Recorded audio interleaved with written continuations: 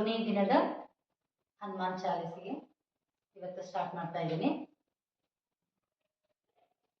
ಶುಕ್ಲಾಂಬರಧರಂ ವಿಷ್ಣುಂ ಶಶಿವರ್ಣಂ ಚತುರ್ಭುಜಂ ಪ್ರಸನ್ನವದನಂ ಧ್ಯಾಯೇತ್ ಸರ್ವವಿಘ್ನೋಪಶಾಂತಯೇ.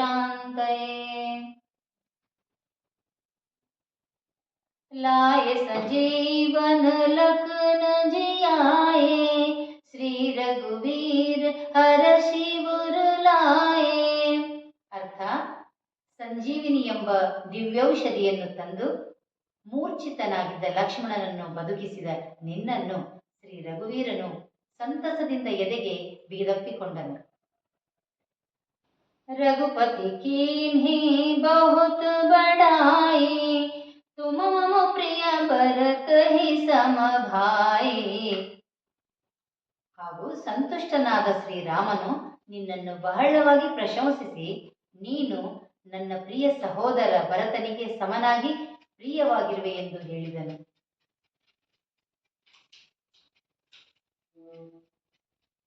सहस्र बदन तुम रोजस गावै, अस कहि श्रीपति कंठ लगावೈ. ಸಹಸ್ರ ಮುಖಗಳು ನಿನ್ನ ಕೀರ್ತಿಯನ್ನು ಹಾಡಿ ಹೊಗಳುತ್ತಾ ಇವೆ ಎಂದು ಹೇಳುತ್ತಾ ಹರ್ಷಪೂರಿತನಾದ ಸೀತಾಪತಿ ರಾಮಚಂದ್ರನು ನಿನ್ನನ್ನು ಗಾಢವಾಗಿ ಆಲಂಗಿಸಿದನು. ಹೇ ಭಕ್ತವರ ಹನುಮಾನ್, ನಿನಗೆ ಪುನಃ ಪುನಃ ವಂದನೆಗಳು. ಸನಕ ಸನಕಾದಿಕ್ ಬ್ರಹ್ಮಾದಿ ಮುನೀಸಾ, ನಾರದ ಸಾರದ ಸಹಿತ ಅಹೀಸಾ. ನಾರದ ಮಹರ್ಷಿಗಳು, ಸನಕಾದಿ ಮುನಿಗಳು, ಆದಿಶೇಷ ಬ್ರಹ್ಮ ಮತ್ತು ಶಾರದಾದೇವಿ ಸಹಿತ ನಿನ್ನ ಗುಣಗಳನ್ನು ಹಾಡಿ ಹೊಗಳುವರು.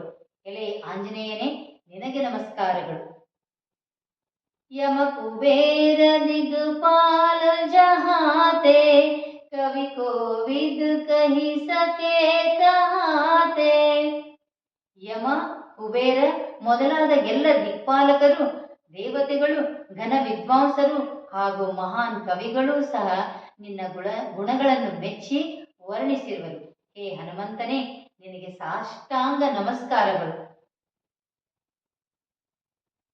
ತಮೋಪಕಾರ ಸುಗ್ರೀವ ಹಿ ಕೀನ್ಹಾ, ರಾಮ ಮಿಲಾಯೆ ರಾಜಪದ ದೀನಾ. ರಾಜ್ಯವನ್ನು ಕಳೆದುಕೊಂಡು ಗಿರಿ ಶಿರಗಳಲ್ಲಿ ವಾಸಿಸುತ್ತಿದ್ದ ಸುಗ್ರೀವನಿಗೆ ಶ್ರೀರಾಮನೊಡನೆ ಮಧುರ ಮಿಲನ ಮಾಡಿಸಿ ಅವನಿಗೆ ಪುನಃ ರಾಜ್ಯವನ್ನು ಕೊಡಿಸಿ ಮಹದುಪಕಾರ ಮಾಡಿದ ಪವನ ಕುಮಾರನೇ, ನಿಮಗೆ ನಮ್ಮ ನಮನಗಳು